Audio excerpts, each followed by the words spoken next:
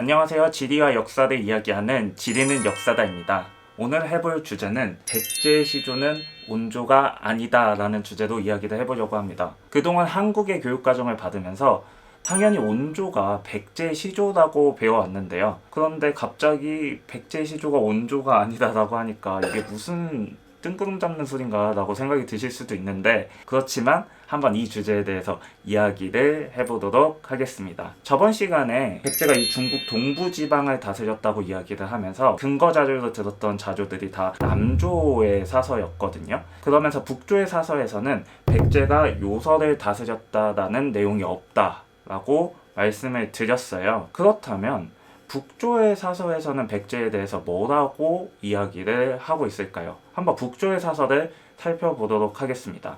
먼저 북조의 사서 중에 주서라는 책이 있어요. 주서에서는 이 백제에 대해서 이렇게 설명을 하고 있습니다. 백제는 이전에 마한의 속국이고 부여의 별종이다. 구태라는 자가 있었는데 대방에서 나라를 세웠다. 구태라는 우리가 모르는 인물이 지금 나타났습니다. 그리고 구태라는 사람이 대방에서 나라를 세웠대요. 일단 그러면 백제가 이 구태라는 사람이 나라를 세웠다라고 적혀져 있는 게 주서에서만 있는 거면 잘못 적은 거일 수가 있잖아요. 그런데 재밌는 게 이 북사라는 책이 또 이 북조의 사서 중에 있거든요. 이 북사라는 책에서 백제에 대해서 어떻게 이야기를 하고 있냐면, 백제는 마한에 속하며 생리국에서 나왔다. 생리국?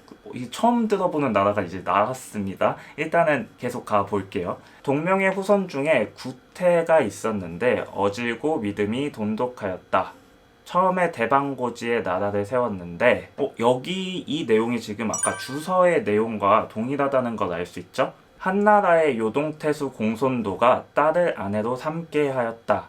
후에 마침내 동의의 강국이 되었다. 처음에 백가구가 건너왔다고 해서 백제라고 부르게 되었다. 한나라의 요동태수 공손도라는 사람이 있었어요.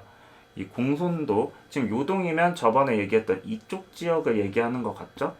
여기에 이제 공손도라는 사람이 있었다. 이 공손도라는 사람이 자신의 딸을 아내로 맡게 하였다. 뭐 이런 내용을 하고 있는 겁니다. 그리고 북조의 사서에는 또 수서라는 사서가 존재합니다. 그래서 이 수서에서도 이 백제에 대해서 다루고 있는데, 이 백제에 대한 설명을 한번 살펴보도록 하겠습니다. 백제의 선조는 고려국에서 나왔다. 고려국? 태조왕건의 고려인가요? 이거는 아니겠죠. 이제 이거는 아까 생리국하고 사실 한자가 조금 비슷합니다.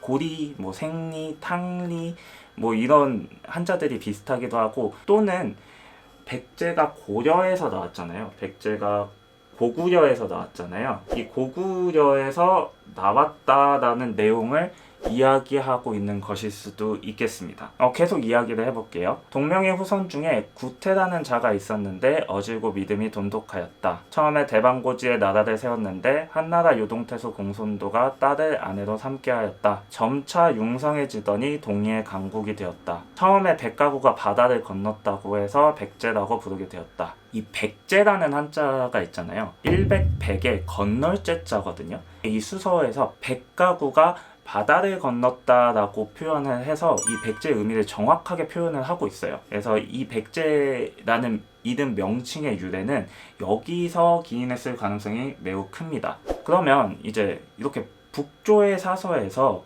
백제를 구태라는 사람이 세웠다고 되어 있잖아요. 북조의 사서에서만, 그러니까 중국의 사서에서만 이렇게 얘기를 하는 건가 싶기도 한데, 재밌는 건 삼국사기에도 이 내용이 담겨져 있습니다. 이 삼국사기에는요, 백제 시조설에 대해서 세 가지의 설을 제시하고 있습니다. 첫 번째는 우리가 흔히 아는 온조시조설이 있어요. 온조시조설. 그리고 두 번째는 온조의 형이죠.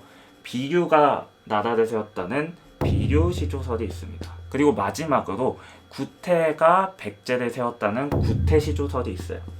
삼국사기에 구태시조설에 대해 나와 있는 내용을 한번 살펴보면요, 북사와 수서에서는 동명의 후손 중에 구태가 있었는데 어질고 믿음이 돈독하였다라고 한다. 처음에 대방고지에 나라를 세웠는데 한나라 요동태수 공손도가 그의 딸을 아내로 삼게 하였다.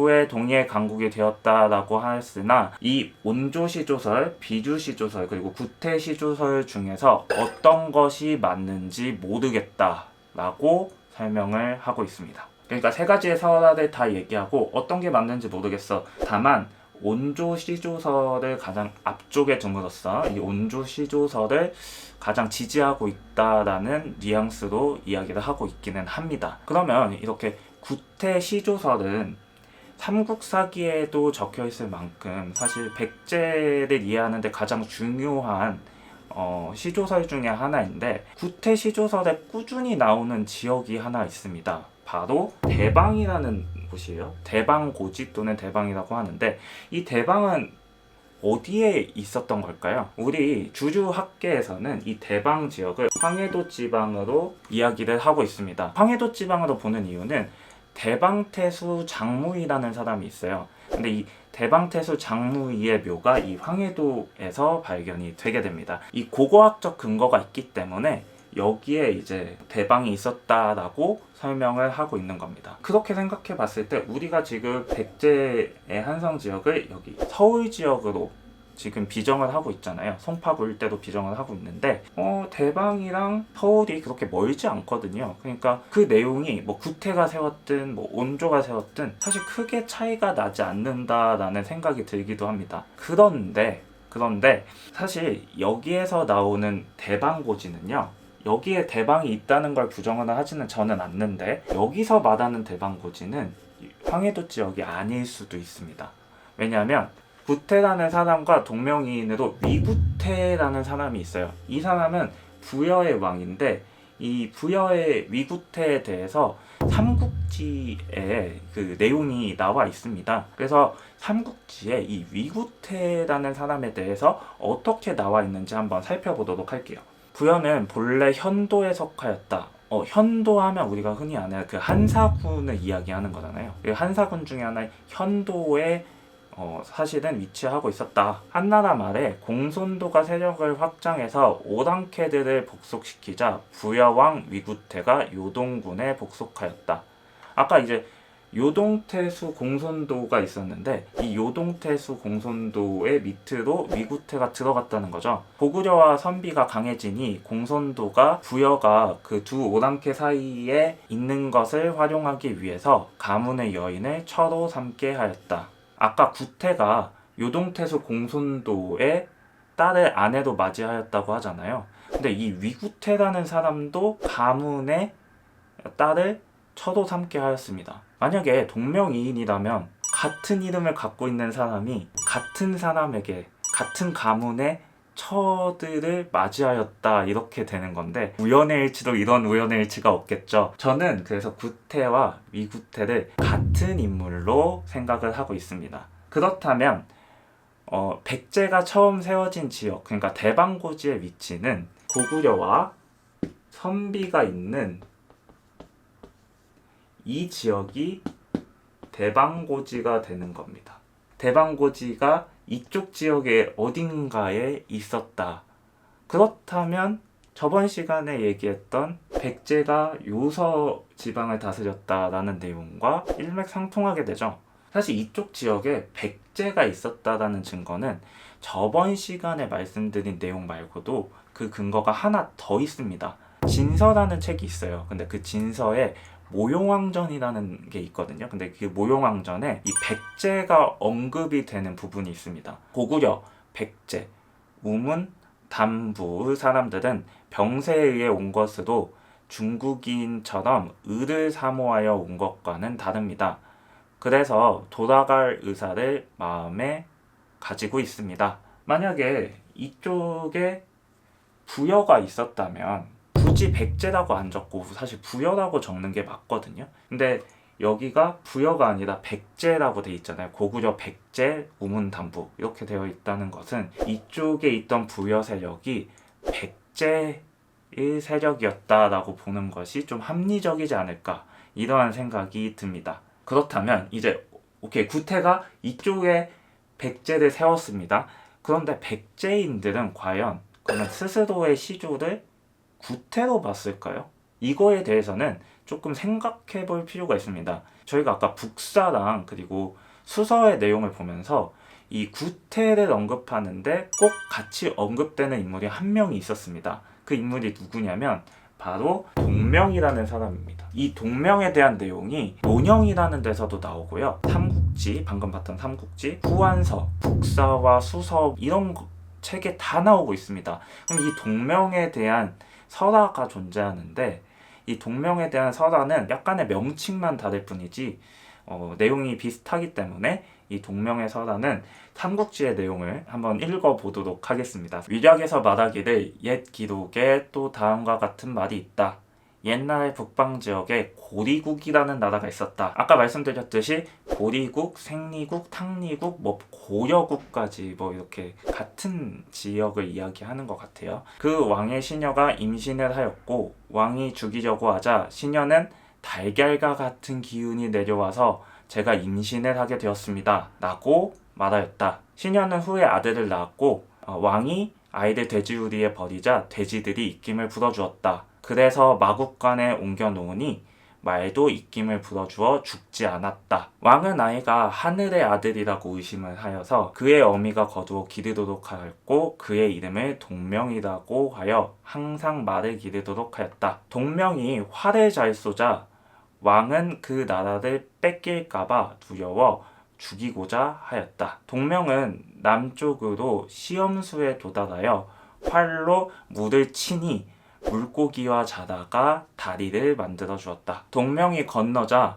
물고기와 자다가 해산하여 뒤따라오던 병사들이 건너지 못하였다. 동명은 부여 지역에 도읍하여 왕이 되었다. 그러니까 동명에 대한 설화를 보면 사실 어떤 인물이 떠오릅니다. 바로 추모입니다. 당시의 고구려인들은 추모라고 불렀기 때문에 저는 여기서 이제 주몽이라고 부르지 않고 추모라고 부르겠습니다. 그러니까 동명과 추모라는 이 인물이 과연 그러면 동일한 인물일까? 라는 생각이 사실 들어요. 왜냐하면 이 내용이 어디서 또 나오냐면 중국의 양서, 그러니까 저번에 남제서 중에 하나인 양서의 고구려전에서도 이 동명설화가 동일하게 나옵니다. 그래서 학계에서는 크게 두 가지의 의견으로 갈리죠. 그러니까 동명과 추모가 동일한 인물이다.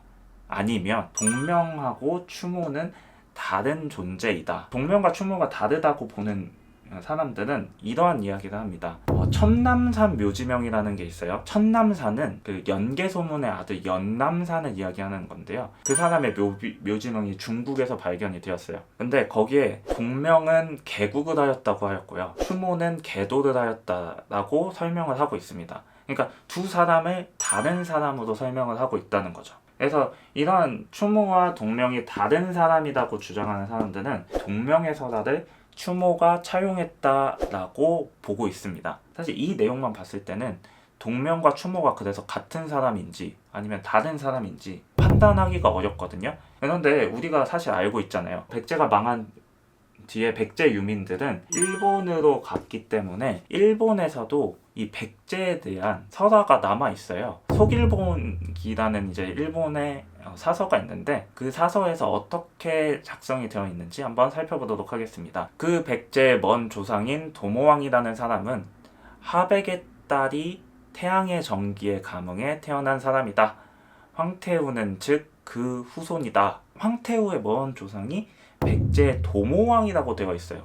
도모왕? 근데 도모가 동명하고 비슷하잖아요. 도모, 동명. 이것만 봐서는 사실 이런 생각도 들어요. 그래서 그 도모왕이 그래서 백제의 시조가 맞아? 그런데 속일본계에는 하나의 내용이 더 있습니다. 귀수왕은 백제가 처음 일어난 때로부터 제16대 왕입니다. 백제 태조 도모왕, 여기서 이제 백제 태조라고 아예 못 박아서 도모왕에 대해서 이야기를 하고 있죠. 동명왕이 백제 태조이다 라고 아예 못 박아 두고 얘기를 하는 겁니다. 백제 태조 도모왕이라는 사람은 태양신이 몸에 내려오신 분으로 부여에 머물러 나라를 열었습니다. 천재가 녹을 주어 한을 통솔하고 왕을 칭하게 하였습니다. 이 동명이 그러니까 사만이죠. 사만을 통솔했다라는 내용까지 나와 있네요. 되게 재밌는 내용인 것 같습니다. 그런데 도모의 이 도자 있잖아요. 이 도자가 일본어에서 이제 이 도자로도 읽히지만 츠 또는 쓰라고도 읽힌다고 합니다. 그러니까 쯔모왕이 될 수도 있잖아요. 쯔모왕, 추모왕, 추모왕, 추모왕. 동명이 추모랑 같은 거 아닌가요? 일본의 이제 성씨에 대해서 이제 담고 있는 신찬 성씨록이라는 책이 있어요. 근데 이 신찬 성씨록에 고구려계, 뭐 백제계, 신라계, 그리고 뭐 중국계 뭐 이런 식으로 해서 잘 나눠서 이 성씨가 어디서부터 왔는지에 대한 설명이 나와 있는 책이 있습니다. 그러면 여기서 고구려계랑 백제계의 뿌리가 같다면 같은 도모왕을 썼을 거 아니에요. 한번 그 도모왕을 썼는지 먼저 백제계에서 어떻게 적혀져 있는지 살펴보도록 하겠습니다. 우선 야마토노 아소미씨라는 사람이 있습니다. 한국어로 하면 화조신이라고 되어 있는데 야마토노 아소미에 대한 설명이 이렇게 나와 있습니다. 백제국 도모왕 18세손 무령왕의 후손이다. 그러니까 백제는 확실히 자신들의 시조를 도모왕이라고, 그러니까 동명이라고 칭하고 있어요. 그러면 이제 우리는 하나만 보면 됩니다. 고구려에서 도모왕이라고 사용을 했으면 두 인물은 같은 사람이겠구나 라는 생각을 할 수 있을 것 같습니다. 한번 살펴보도록 하죠. 신찬 성씨록에서는 이 나가세노 무라지라는 사람에 대한 내용이 있습니다. 한국어로 하면은 장배연 씨인데 나가세노 무라지에 대해서 어떻게 작성되었는지 한번 살펴보도록 하겠습니다. 고려국주 추모의 후손이다. 네, 추모의 후손입니다. 동명의 후손이 아니라요. 도모의 후손이 아니라 추모의 후손인 걸로 밝혀졌습니다. 그러니까 결국 동명과 추모는 같은 인물이 아니라는 겁니다. 다시 한번 정리를 해드리면 천남산의 묘지명에 있는 내용과 아까 신찬 성씨록에 있는 내용을 종합해서 보면 이 동명과 추모는 같은 인물이라고 칭해지지는 않은 것 같습니다. 그리고 백제는 분명히 자신들의 시조를 동명이라고 이야기를 하고 있습니다. 그래서 백제 시조는 온조가 아니라 동명이다 라는 것으로 결론이 나게 되는 것 같습니다. 네, 오늘은 백제 시조는 온조가 아니라 동명이다 라는 주제로 이야기를 해보았는데요. 어떠신가요? 사실 머리를 한 발 딱 세게 맞은 그런 느낌이 드시진 않는가요? 사실 저는 이걸 조사하면서 좀 이걸 어떻게 해야 되지? 막 이런 생각이 들 정도의 느낌을 받았거든요. 왜냐하면요, 구태, 그러니까 위구태의 왕계랑 그 온조로 이어져 왔던 그 백제의 왕계에는 사실 차이가 존재합니다. 이러한 것들에 봤을 때 사실 좀 찜찜함이 있어요. 그래서 다음 시간에 비류와 온조를 한번 살펴보는 시간을 가지면 어떨까라는 생각이 들어요. 다음 시간에 비류와 온조에 대해서 얘기를 나누는 시간에서도 재밌게 시청해주시면 감사하겠고요. 오늘 이야기는 여기서 마치도록 하겠습니다. 제 이야기가 재밌으셨다면 좋아요와 구독, 알림 설정 부탁드립니다. 감사합니다.